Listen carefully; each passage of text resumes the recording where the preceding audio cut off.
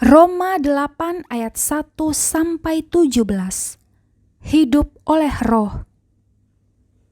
Demikianlah sekarang tidak ada penghukuman bagi mereka yang ada di dalam Kristus Yesus.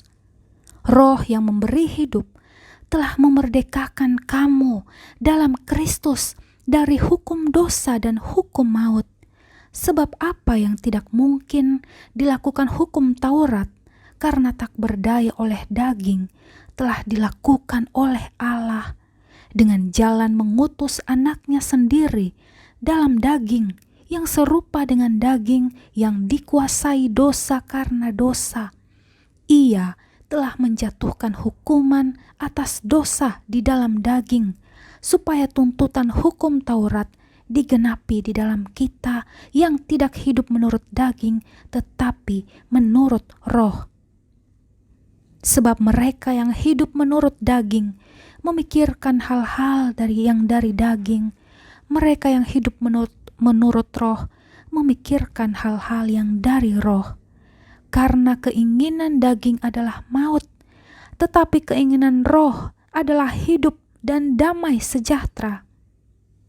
Sebab keinginan daging adalah perseteruan terhadap Allah, karena ia tidak takluk kepada hukum Allah. Hal ini memang tidak mungkin baginya. Mereka yang hidup dalam daging tidak mungkin berkenan kepada Allah. Tetapi kamu tidak hidup dalam daging, melainkan dalam roh, jika memang roh Allah diam di dalam kamu. Tetapi jika orang tidak memiliki roh Kristus, ia bukan milik Kristus. Tetapi jika Kristus ada di dalam kamu, maka tubuh memang mati karena dosa, tetapi roh adalah kehidupan oleh karena kebenaran. Dan jika roh Dia yang telah membangkitkan Yesus dari antara orang mati diam di dalam kamu, maka Ia yang telah membangkitkan Kristus Yesus dari antara orang mati akan menghidupkan juga tubuhmu yang fana itu oleh rohnya yang diam di dalam kamu. Jadi saudara-saudara, kita adalah orang berhutang, tetapi bukan kepada daging, supaya hidup menurut daging. Sebab jika kamu hidup menurut daging, kamu akan mati. Tetapi jika oleh roh kamu mematikan perbuatan-perbuatan tubuhmu, kamu akan hidup. Semua orang yang dipimpin roh Allah adalah anak Allah. Sebab kamu tidak menerima roh perbudakan yang membuat kamu menjadi takut lagi, tetapi kamu telah menerima roh yang menjadikan kamu anak Allah. Oleh roh itu kita berseru, "Ya Aba, ya Bapa." Roh itu bersaksi bersama-sama dengan roh kita bahwa kita adalah anak-anak Allah. Dan jika kita adalah anak, maka kita juga adalah ahli waris. Maksudnya, orang-orang yang berhak menerima janji-janji Allah yang akan menerimanya bersama-sama dengan Kristus, yaitu jika kita menderita bersama-sama dengan Dia, supaya kita juga dipermuliakan bersama-sama dengan Dia.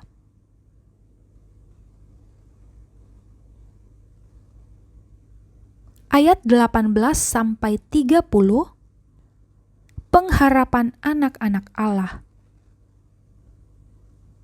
Sebab aku yakin bahwa penderitaan zaman sekarang ini tidak dapat dibandingkan dengan kemuliaan yang akan dinyatakan kepada kita. Sebab dengan sangat rindu, seluruh makhluk menantikan saat anak-anak Allah dinyatakan. Karena seluruh makhluk telah ditaklukkan kepada kesia-siaan, bukan oleh kehendaknya sendiri, tetapi oleh kehendak Dia yang menaklukkannya, tetapi dalam pengharapan, karena makhluk itu sendiri juga akan dimerdekakan dari perbudakan kebinasaan dan masuk ke dalam kemerdekaan kemuliaan anak-anak Allah. Sebab kita tahu bahwa sampai sekarang segala makhluk sama-sama mengeluh dan sama-sama merasa sakit bersalin. Dan bukan hanya mereka saja, tetapi kita yang telah menerima karunia sulung roh, kita juga mengeluh dalam hati kita sambil menantikan pengangkatan sebagai anak, yaitu pembebasan tubuh kita. Sebab kita diselamatkan dalam pengharapan, tetapi pengharapan yang dilihat bukan pengharapan lagi, sebab bagaimana orang masih mengharapkan apa yang dilihatnya. Tetapi jika kita mengharapkan apa yang tidak kita lihat, kita menantikannya dengan tekun.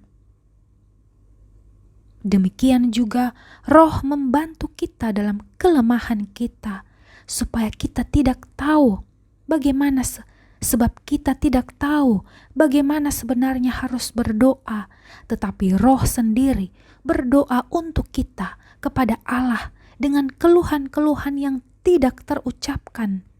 Dan Allah yang menyelidiki hati nurani mengetahui maksud Roh itu, bahwa Ia sesuai dengan kehendak Allah berdoa untuk orang-orang kudus.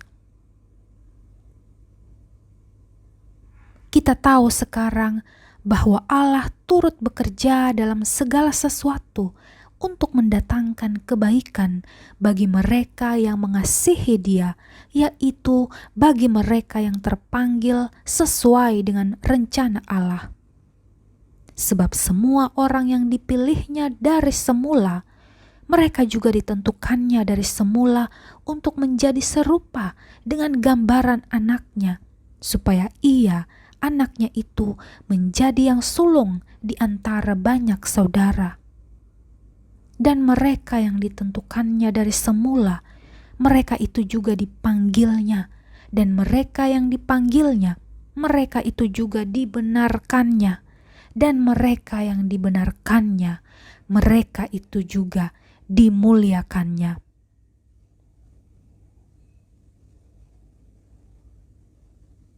Ayat 31-39, keyakinan iman. Sebab itu, apakah yang akan kita katakan tentang semuanya itu? Jika Allah di pihak kita, siapakah yang akan melawan kita? Ia yang tidak menyayangkan anaknya sendiri, tetapi yang menyerahkannya bagi kita semua. Bagaimanakah mungkin Ia tidak mengaruniakan segala sesuatu kepada kita bersama-sama dengan Dia?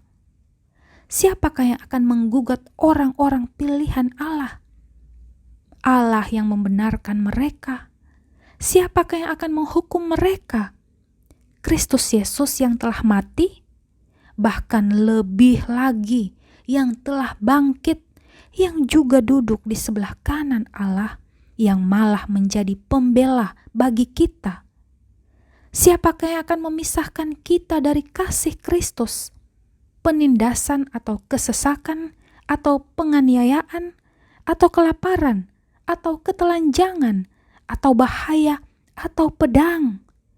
Seperti ada tertulis, oleh karena Engkau kami ada dalam bahaya maut sepanjang hari, kami telah dianggap sebagai domba-domba sembelihan. Tetapi dalam semuanya itu, kita lebih daripada orang-orang yang menang oleh Dia yang telah mengasihi kita. Sebab aku yakin bahwa baik maut maupun hidup, baik malaikat-malaikat maupun pemerintah-pemerintah, baik yang ada sekarang maupun yang akan datang, atau kuasa-kuasa, baik yang di atas maupun yang di bawah, ataupun sesuatu makhluk lain, tidak akan dapat memisahkan kita dari kasih Allah yang ada dalam Kristus Yesus, Tuhan kita.